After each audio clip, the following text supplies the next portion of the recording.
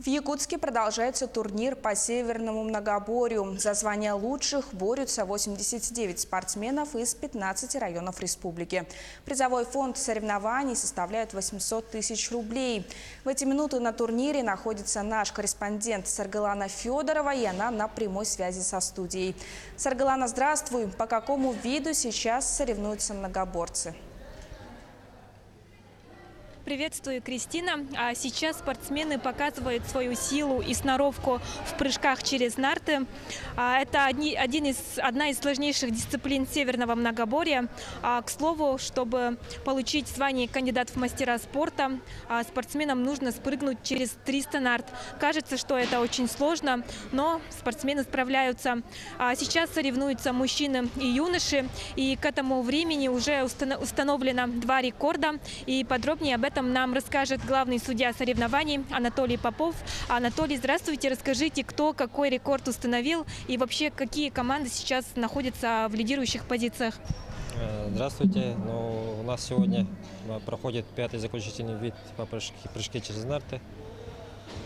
Сегодня установлен рекорд среди мужчин. Сазонов Алексей, уроженец Среднеколымска, сейчас студент Чурапчинского института. Прыгнул 860 нарт. И до этого стоял рекорд с 2008-го Таркова Михаила 840 нарт, то есть побил на 20 нарт больше. И еще по младшим юношам 14-15 лет установил Сафронов Георгий из Аймяконского улуса.